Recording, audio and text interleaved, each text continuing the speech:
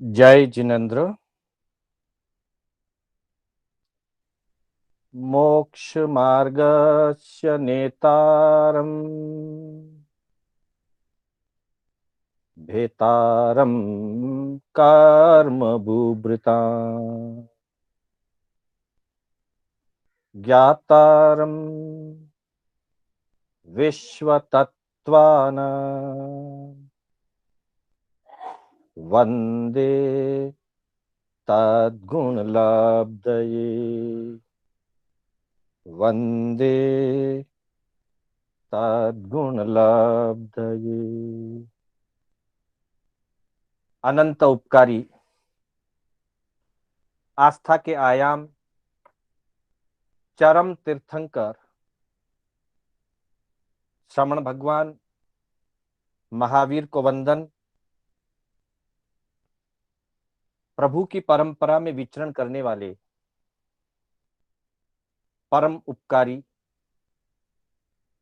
समस्त चारित्रात्माओं को वंदन।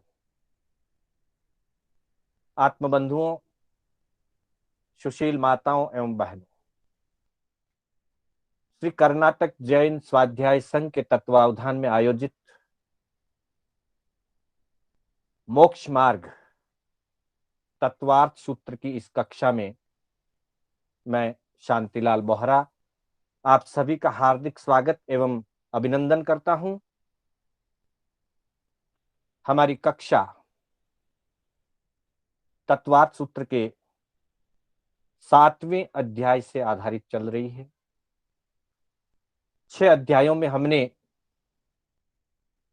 जीव तत्व, अजीव तत्व और आश्रव तत्व का स्वरूप जानने का प्रयास किया और 7वें अध्याय में 5 पापों के त्याग की प्रमुख प्रतिज्ञाएं, विरक्ति आचार रूप धर्म आचरण का कथन 7वें अध्याय में किया है। आज हम 7वें अध्याय के अंतर्गत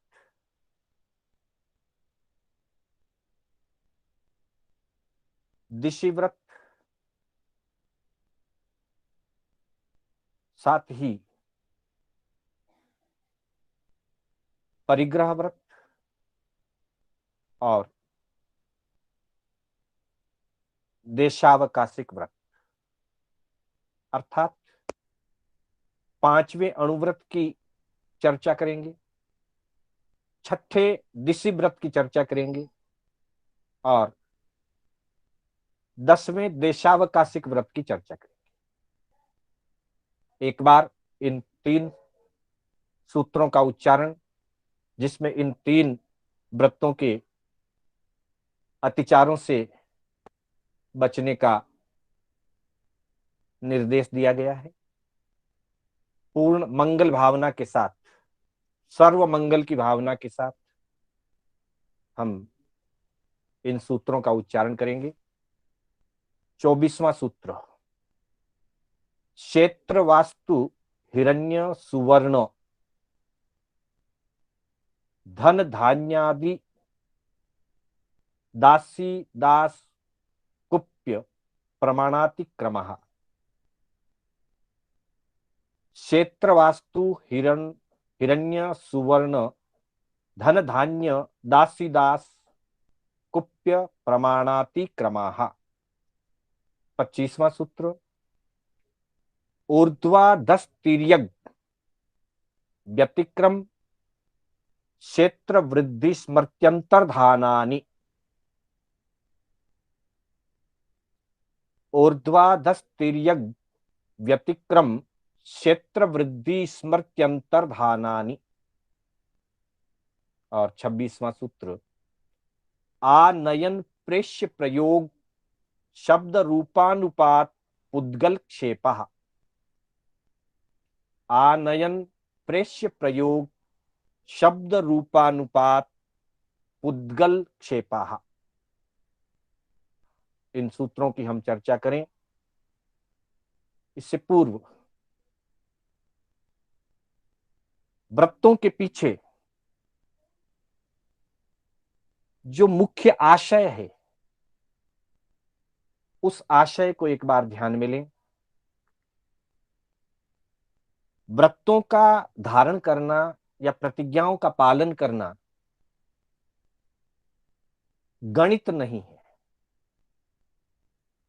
हालांकि व्यवहार पक्ष में मर्यादा में भी, चाहे वो परिग्रह की मर्यादा की जा रही हो या दिशाओं की मर्यादा की जा रही हो, वहां किसी न किसी रूप में संख्या या वजन या क्षेत्र का दायरा, इनका निर्धारण होता है और इनके निर्धारण के अनुसार व्रतों की पालना की जाती है, व्रतों की आराधना की जाती है। और कदाचित उस सीमा का कहीं अतिक्रमण हो जाए तो उसकी शुद्धिकरण भी की जाती है, बिच्छामि दुक्कडम से, प्रायश्चित आदि से। जिस प्रकार का अतिक्रमण हुआ है उसके अनुरूप उसकी शुद्धि की जाए। इतना होते हुए भी व्रत गणित रूप नहीं है। गणित व्रतों की व्यवस्था है।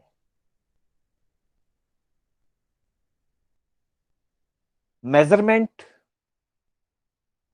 क्षेत्र का दायरा,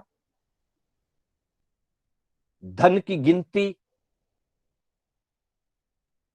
अथवा अन्य अन्य वस्तुओं की गणना रूप मर्यादा, वो व्यवस्था तो है, पर उसके पीछे जो मूल भाव है वो मूल भाव संतोष वृत्ति का है। जीवन में संतोष वृत्ति का आना, आसक्ति का घटना, इच्छाओं का घटना, इच्छाओं पर ज्ञान एवं वैराग्यपूर्ण मर्यादा का दायरा लगना, यह व्रत का भाव है। उस भावना को, उस व्रत की उस भावना को जीवन में प्रायोगिक आचरण रूप में लाने के लिए गणित की गणना का, उस मर्यादा का सहयोग होता है। अतः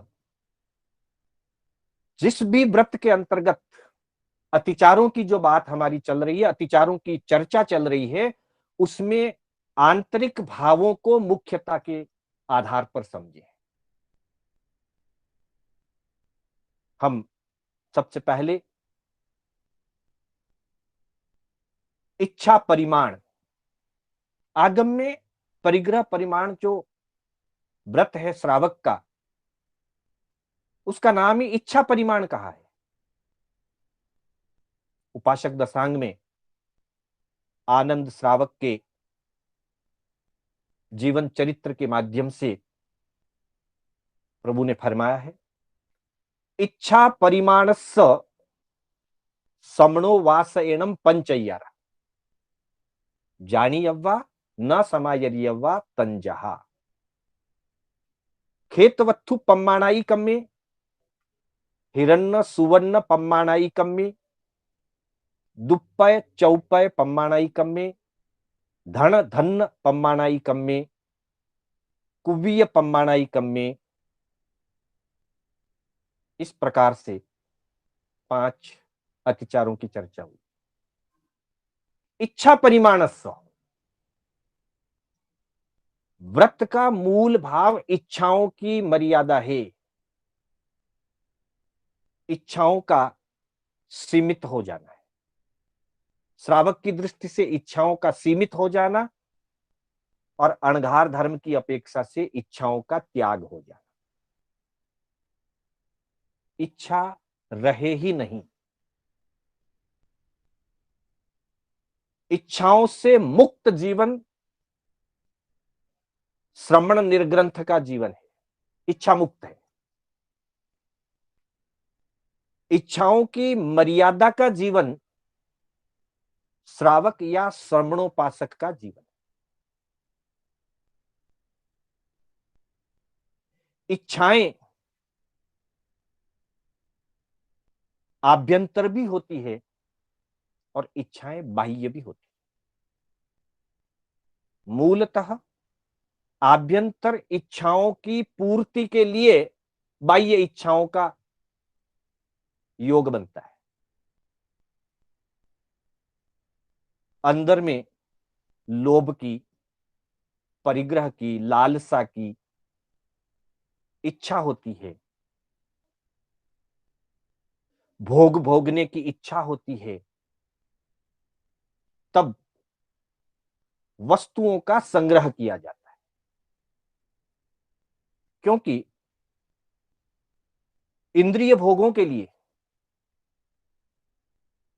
वस्तुओं का संयोग आवश्यक है।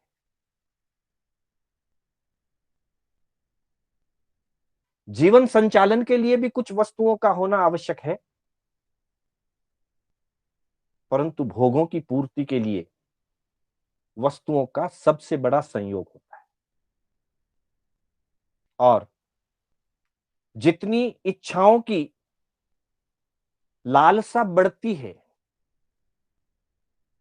उसी अनुपात में बाह्य परिग्रह, बाह्य भौतिक वस्तुओं का संग्रह का दायरा बढ़ता है। अतः बाह्य दृष्टि से परिग्रह के 9 भेद या 9 प्रकार कहे गए, जिसमें खुली जमीन यानी कि खेती आदि का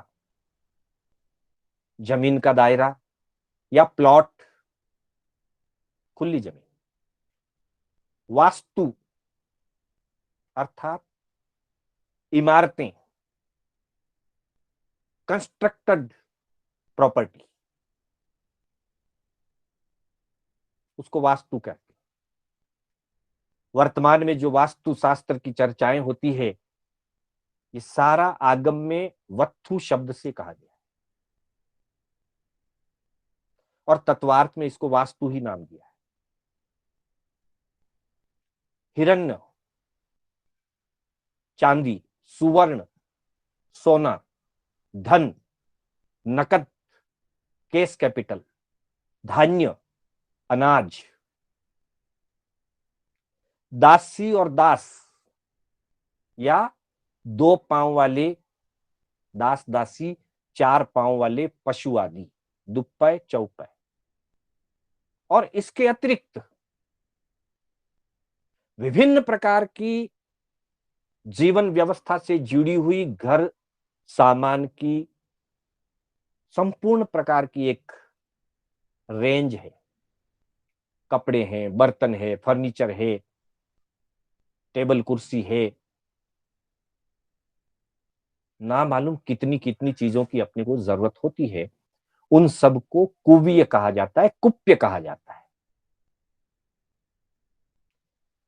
इच्छा की मर्यादा करने वाला श्रावक, श्रमणोपासक अपने जीवन में इनकी एक फ्रेम बनाता है कि मेरे जीवन के लिए इतना बस है, धन इतना बस है, अनाज इतना बस है, जमीन इतनी, मकान इतने, सोना चांदी, केस कैपिटल, गाय भैंस अगर रखते हैं तो गाय भैंस की संख्या का निर्धारण, दास दासियों की भी संख्या का निर्धारण। उस युग में मनुष्यों को भी पशुओं के समान खरीदा और बेचा जाता था। दास प्रथा प्रचलित थी। पैसा है, खरीद लिया, कभी जरूरत पड़ी वापस बाजार में बेच दिया। मनुष्यों को भी खरीदा बेचा जाता था। चंदन बाला का उदाहरण प्रत्यक्ष मिलता है। बाजार लगते थे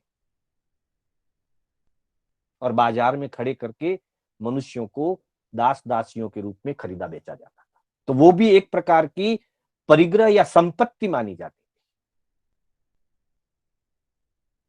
इच्छाओं को सीमित करने वाला व्यक्ति उन सब चीजों की, किसी का त्याग करना है तो त्याग किया, और किसी की सीमा करनी है तो सीमा करता था, और उसके बाद का जीवन उस सीमा में बिताना। पर सीमा के पीछे, उस गणित के पीछे जो दायरा किया गया है, उसके पीछे मूल कारण, मूल भावना, इच्छा परिमाण। अगर इच्छा वश में नहीं रही तो गणित टूट जाती है।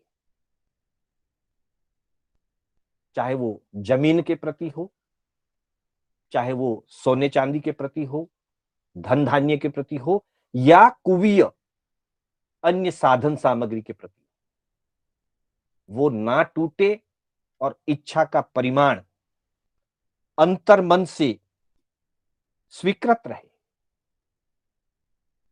इसलिए 5 अतिचार कहे गए हैं। क्षेत्र वास्तु हिरण्य सुवर्ण धन धान्य दासी दास कुप्य प्रमाणातिक्रमा।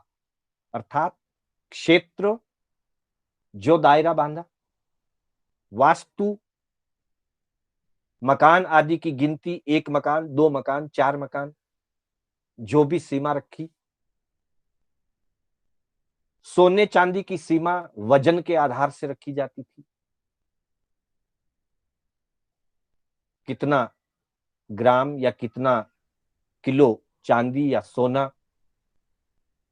धन की गिनती काउंट से होती थी।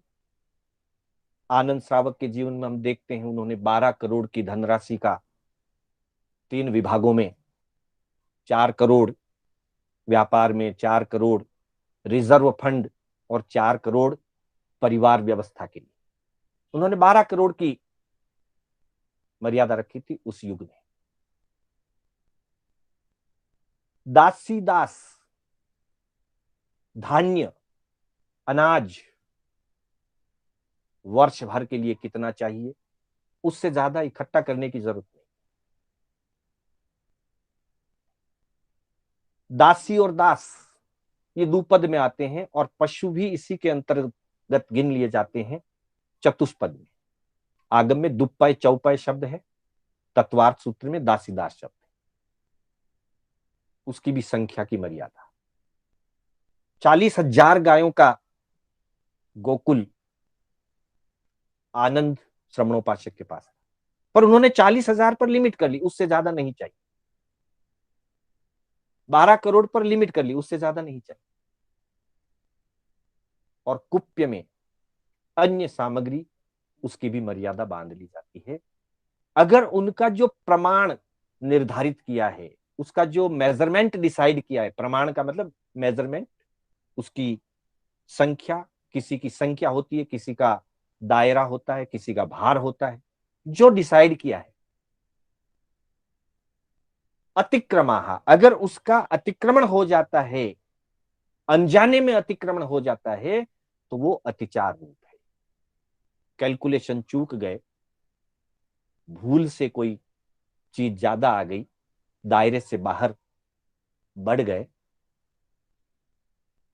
तो वो अतिचार। तो प्रभु फरमाते हैं, पंच अय्यारा जानिए, ये जानने योग्य, ध्यान रखने के लिए है। न समायरियवा, लेकिन जीवन में इनका आचरण नहीं करना है। मर्यादा व्यक्ति अलग अलग अपनी अपेक्षा से रखता है। हर व्यक्ति की मर्यादाएं अलग अलग होती है, आवश्यकताएं और व्यवस्थाएं अलग अलग होती है, उसके अनुसार वो रखता है।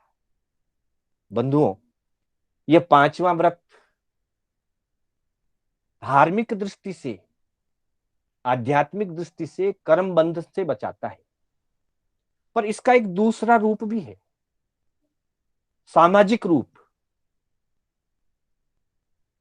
और सामाजिक रूप यह है कि अगर व्यक्ति अपनी आवश्यकता को सीमित कर लेता है, अपनी इच्छाओं को मर्यादित कर लेता है और आवश्यकता से अधिक का संग्रह नहीं करता है, क्योंकि जहां परिग्रह होगा, इच्छाएं होगी, वहां संग्रह बढ़ेगा।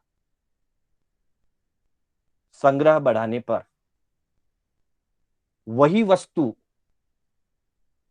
दूसरों के लिए प्राप्त होना कठिन हो जाता है।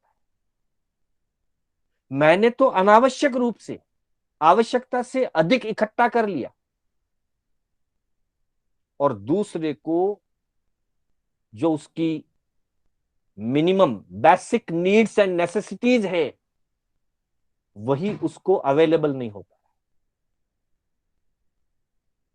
किसी विचारक ने कहा, इस दुनिया में दोनों प्रकार के लोग हैं। कई ऐसे लोग हैं जिनके पास भूख से ज्यादा भोजन है। यहां बात सिर्फ भोजन की नहीं है, सभी चीजों की। आवश्यकता से ज्यादा वस्तुएं हैं। और दूसरे वे लोग हैं जिनके पास भोजन से ज्यादा भूख है, अर्थात उनकी आवश्यकताएं ज्यादा है, उनके पास उपलब्धि बहुत कम है या नहीवत है। और कई ऐसे लोग हैं जिनकी आवश्यकता से कई गुना, सैकड़ों गुना, हजारों गुना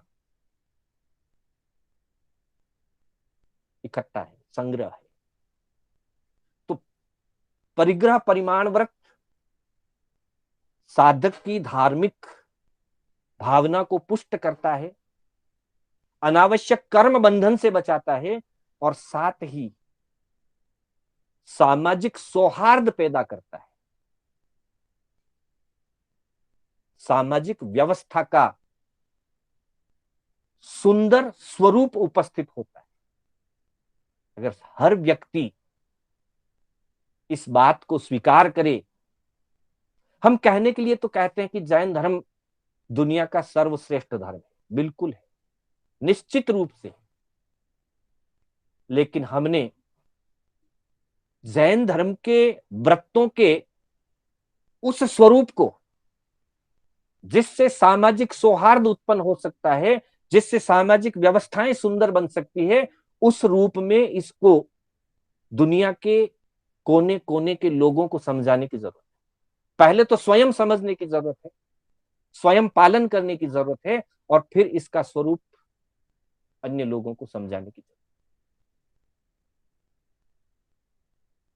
आज भी प्रभु के सिद्धांत और प्रभु के दिए हुए व्रतों का स्वरूप उतना ही प्रासंगिक है, उतना ही उपयोगी है, त्रिकाल सत्य है। सिद्धांत उसी को कहते हैं जो त्रैकालिक होता है।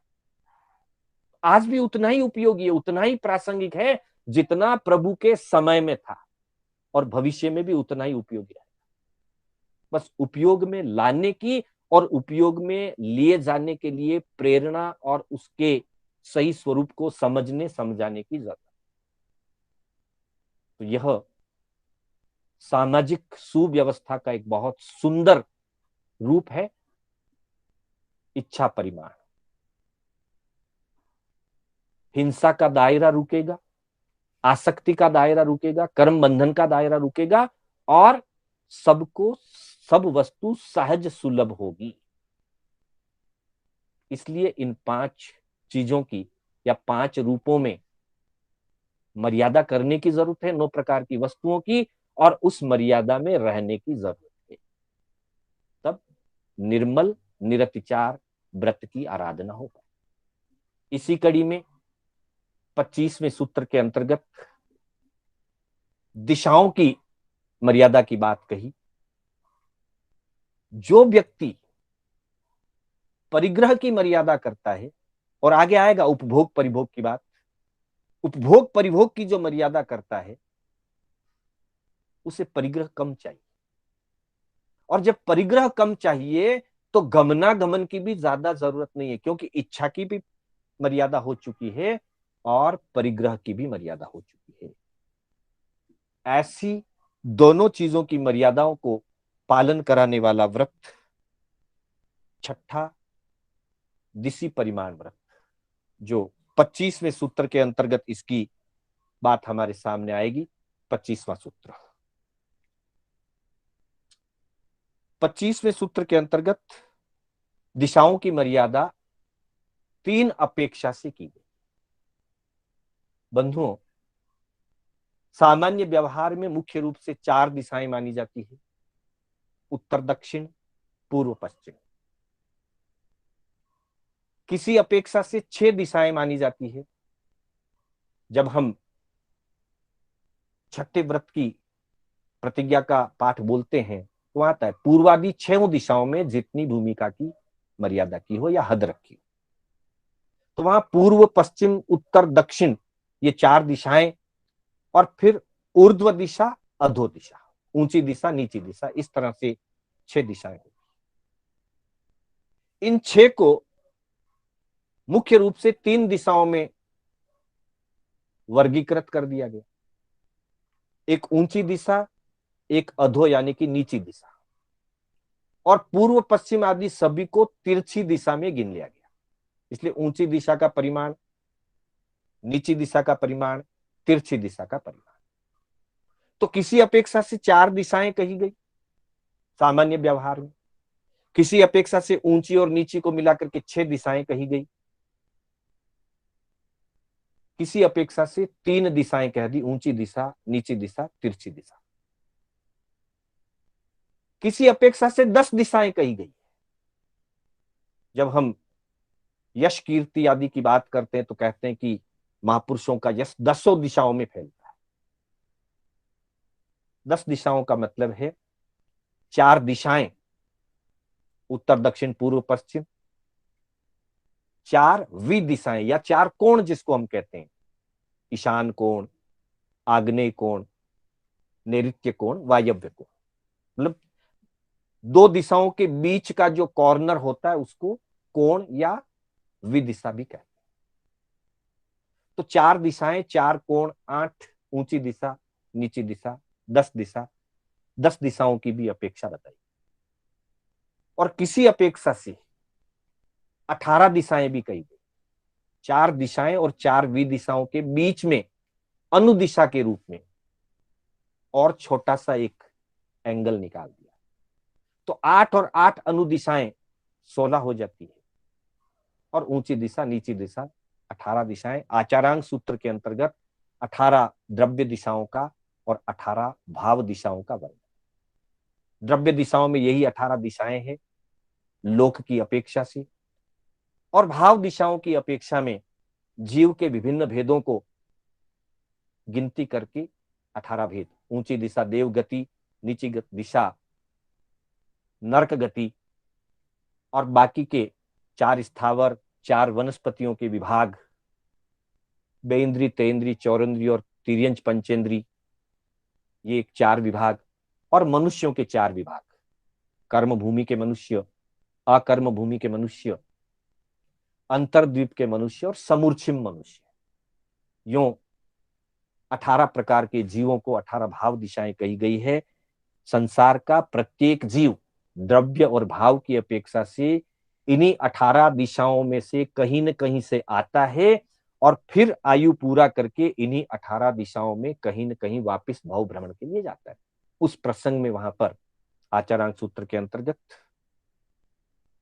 पहले अध्ययन में 18 दिशाओं की बात आई। तो यहां मुख्य रूप से 3 दिशा की बात आई, अर्थात मध्य लोक की दिशाओं का मर्यादा कर ले कि मैं एक दायरे के ऊपर आगे नहीं जाऊंगा, ऊंची दिशा का और नीची दिशा का, तीनों दिशाओं की मर्यादा की जाती है। मर्यादा करने के बाद वापस वही बात इच्छा वाली आती है। इच्छाओं का ज्ञान वैराग्य पूर्वक संतुलन, कंट्रोल, शमन होना जरूरी। कभी वो आउट ऑफ कंट्रोल हो जाए तो व्यक्ति के मन में फिर लोभ या इच्छा घर बना लेती है। जब लोभ या इच्छा घर बनाती है तो कभी कभी व्यक्ति जाने अनजाने में या स्वार्थ भाव से व्रत के अंदर कुछ विचलितता ले आता है। उस विचलितता का नाम अतिचार है। वापिस उसकी शुद्धिकरण की जाती है। तो दिशा व्रत के लिए भी 5 अतिचार कहे। दिशि वयस्स पंच अय्यारा जानी यव्वा न समायरी यव्वा तंजहा उड्ड दिशि पम्माणाई कम्मे अहो दिशि पम्माणाई कम्मे तिरिय दिशि पम्माणाई कम्मे खेत बुद्धि सही अंतरद्धा। ये 5 अतिचार बताए हैं उपासक दशांग सूत्र के पहले अध्याय में। और यही तत्वार्थ सूत्र की अपेक्षा से ऊर्ध्वाधस तिर्यक व्यतिक्रम क्षेत्र वृद्धि स्मृत्यंतर्धानानि। ऊर्ध्व अधः तिर्यक, ये 3 दिशाएं हो गई। इन 3 दिशाओं में जो मर्यादा की, ऊपर की मर्यादा, नीचे जाने की मर्यादा, तिरछे लोक में गमनागमन की मर्यादा। ऊंचे में हवाई जहाज से ऊपर जाते हैं, कोई साइंटिस्ट वगैरह है तो रॉकेट से और ऊपर भी जाते हैं।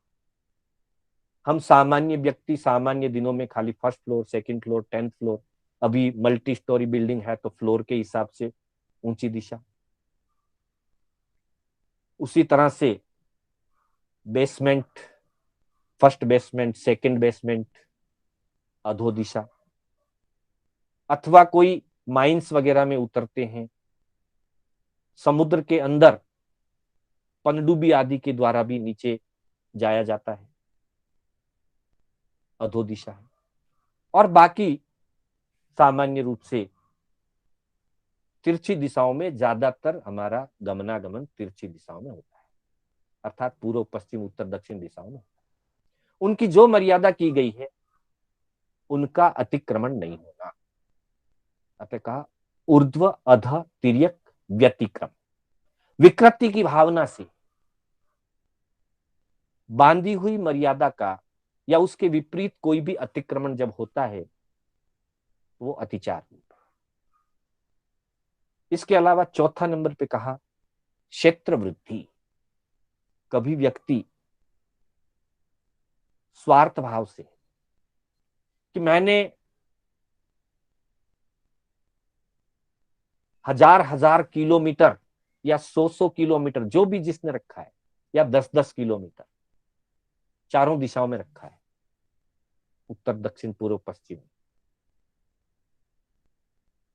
अब उत्तर में तो मुझे आज कोई काम नहीं है, लेकिन दक्षिण दिशा में मेरा ज्यादा काम है। तो क्या मैं उत्तर की 10 किलोमीटर वाली सीमा दक्षिण के 10 किलोमीटर वाली सीमा में मिला सकता हूं क्या? उत्तर दिशा में मुझे जाना नहीं है, इसलिए मैं 20 किलोमीटर दक्षिण में चला जाऊं। गणित तो हो जाएगी, परंतु व्रत का भाव गणित नहीं है। गणित व्यवस्था है, भाव नहीं है। भाव है आसक्ति, भाव है इच्छा।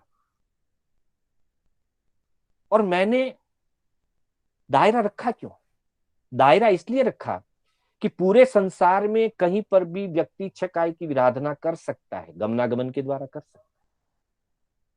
दायरा बांधा कि मैं इसके बाहर के 6 काय के विराधना से या 5 प्रकार के आश्रव से मैं बच सकूं, इसलिए तो मैंने दायरा बांधा है। और फिर कोई इच्छा या स्वार्थ पैदा होने पर अगर मैं गणित के हिसाब से उसमें तोड़ जोड़ करता हूं तो वो गणित का तोड़ जोड़ धर्म की भावना को विकृत करता है।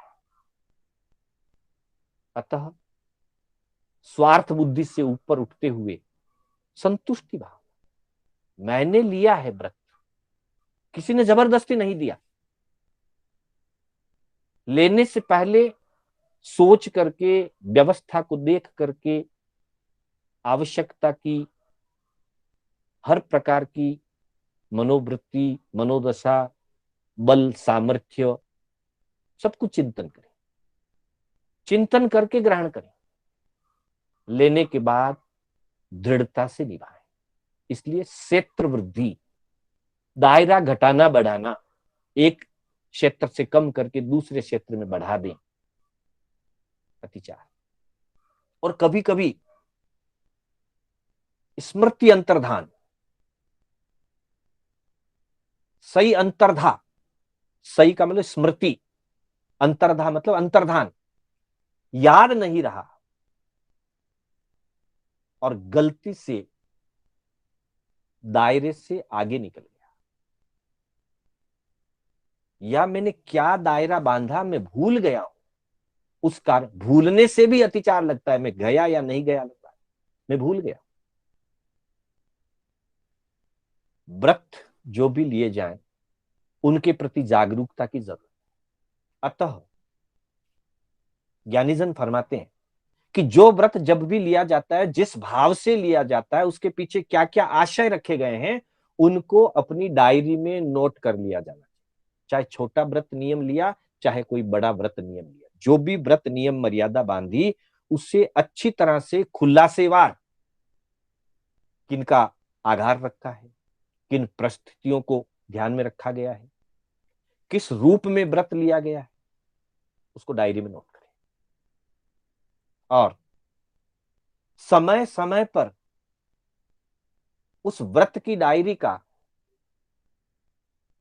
परावर्तन करें, पढ़ें उसको वापस, ताकि व्रत के प्रति जो श्रद्धा है, व्रत के प्रति जो जागरूकता है, वो कायम रहे। इस प्रकार दिशि व्रत के 5 अतिचार, दिशा परिमाण व्रत के अगले 26वें सूत्र के अंतर्गत आगमों में, प्रतिक्रमण में और उपासक दशांग में पहले उपभोग परिभोग व्रत की चर्चा हुई है और वही क्रम है, लेकिन यहां सूत्रों की व्यवस्था की अपेक्षा से 10वें व्रत के अतिचारों का यहां पहले वर्णन हुआ है। हम तत्वार्थ के क्रम से चल रहे हैं, इसलिए अभी हम पहले 10वें व्रत की चर्चा करें। आनयन प्रेष्य प्रयोग शब्द रूपानुपात पुद्गल क्षेपा। पूर्व कक्षाओं में दिग्देशान अनर्थ दंड वीरति वाले सूत्र के अंतर्गत चर्चा हुई थी। इस व्रत को अलग अलग आचार्यों ने 2 रूपों में स्वीकृत किया है। सामान्य रूप में इसको देश व्रत कहा गया है और दिशा व्रत के बाद इसको स्थान दिया है तत्वार्थ सूत्र में देश व्रत के रूप में, और कहा गया कि ये आजीवन के लिए जो दिशाओं की मर्यादा की जाती है, जीवन पर्यंत के लिए, उसी को एक एक दिन के लिए जो दिशाओं की मर्यादा की जाए उसे देश व्रत कहते हैं। ऐसा भी टीकाओं में, तत्वार्थ सूत्र के टीकाओं में वर्णन मिलता है। और दूसरा ये भी अर्थ मिलता है कि मात्र दिशाओं का ही नहीं, दिशाओं का और उपभोग परिभोग दोनों चीजों का, जिसमें प्रतिदिन के हिसाब से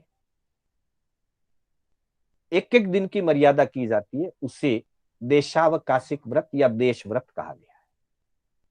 वर्तमान में श्रावक के व्रतों के अंतर्गत जो दूसरे प्रकार का अर्थ बताया गया है, दिशाओं का और उपभोग परिभोग का, दोनों की एक एक दिन की मर्यादा, प्रतिदिन की मर्यादा, आजीवन की मर्यादा दिशाओं की 6ठे व्रत में और उपभोग परिभोग की 7वें व्रत में होती है। उन दोनों की एक एक दिन के हिसाब से प्रतिदिन की जो मर्यादाएं होती है वो 10वें व्रत से होती है।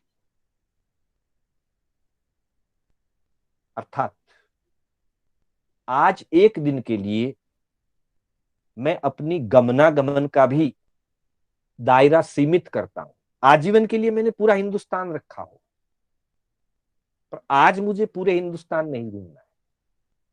आज की मर्यादा मेरे लिए बैंगलोर की ही बस है, राजाजी नगर की ही बस है, जयनगर की ही बस है। तो मैं आज के लिए 10-20 किलोमीटर का दायरा निर्धारित करता हूं या एरिया निर्धारित करता हूं, वो एक दिन के लिए।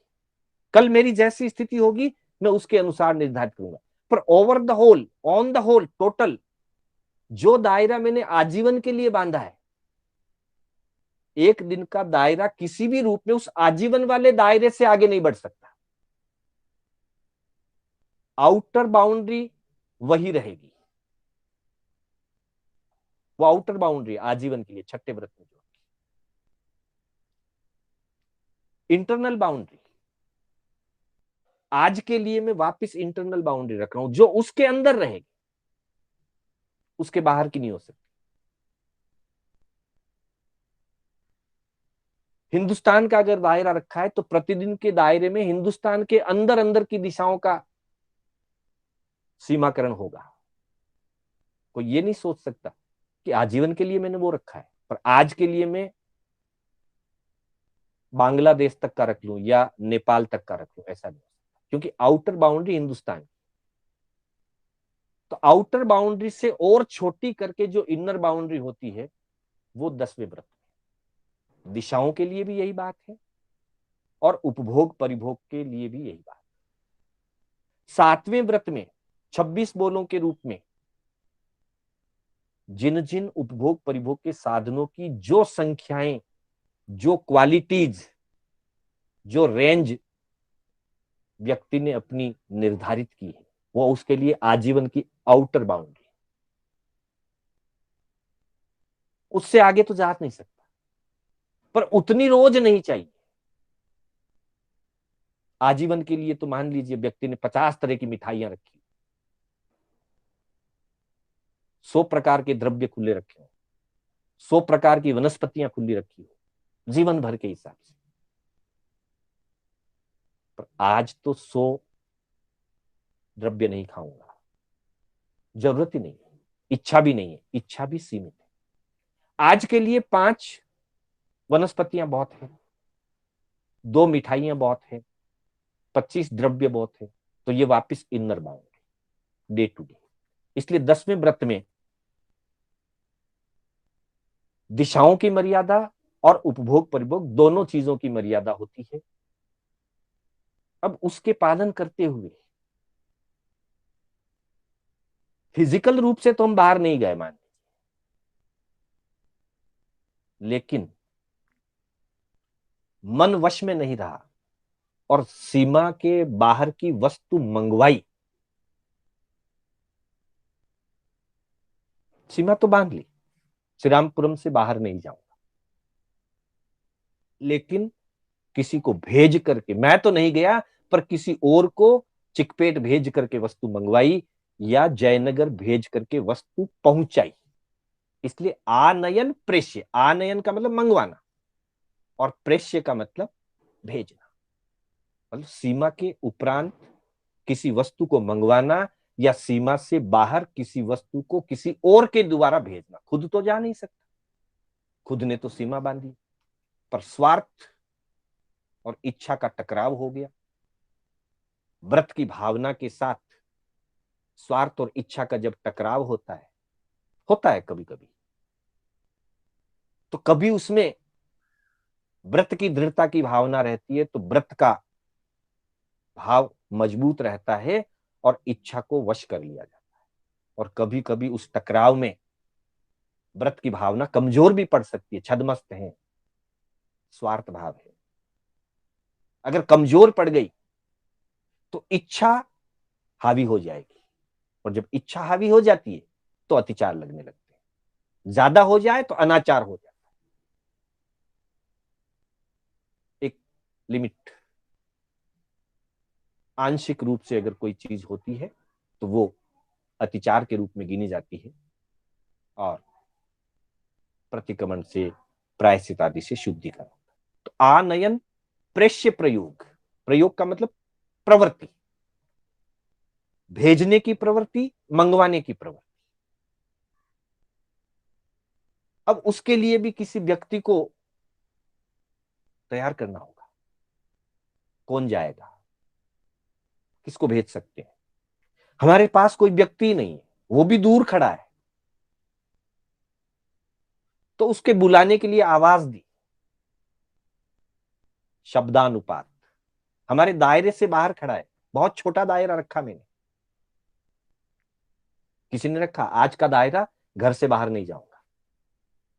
अब घर से बाहर का कोई काम, पड़ोस को बुलाना पड़ेगा, आवाज देकर के बुलाया। दूर खड़ा है, आवाज नहीं सुन रहा है,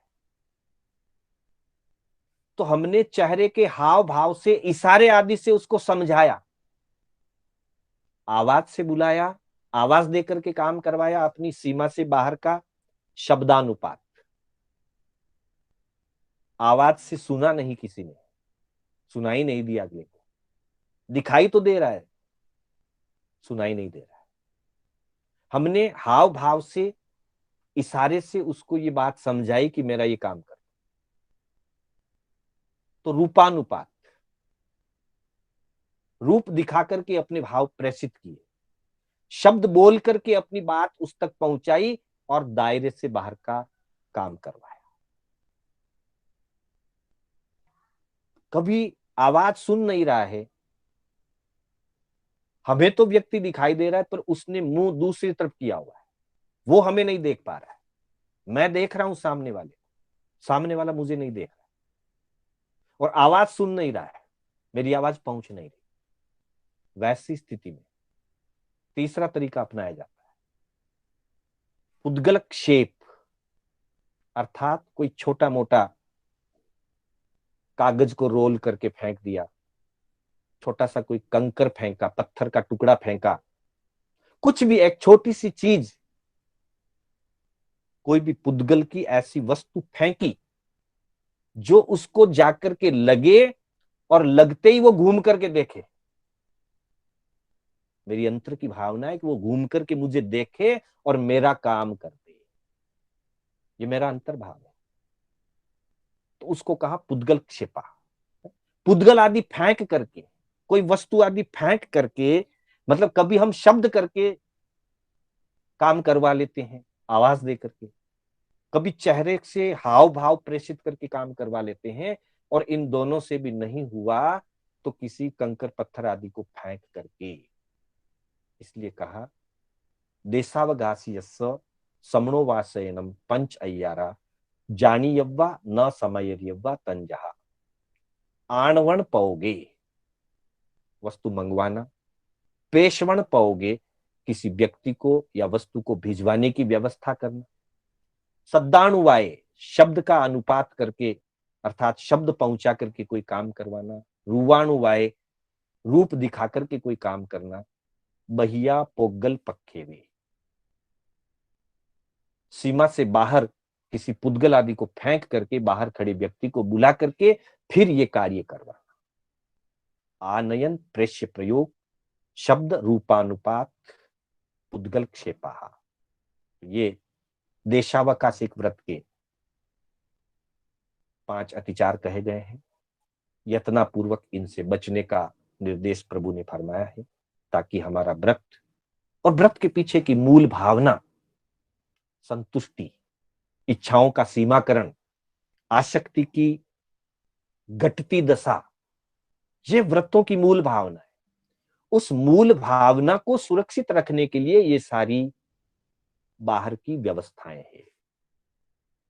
बाहर की व्यवस्थाओं का पालन करने से व्रत द्रव्य रूप से शुद्ध पलता है, और उसके द्वारा व्रत की मूल भावना टिकी रहती है, भाव शुद्धि होती है।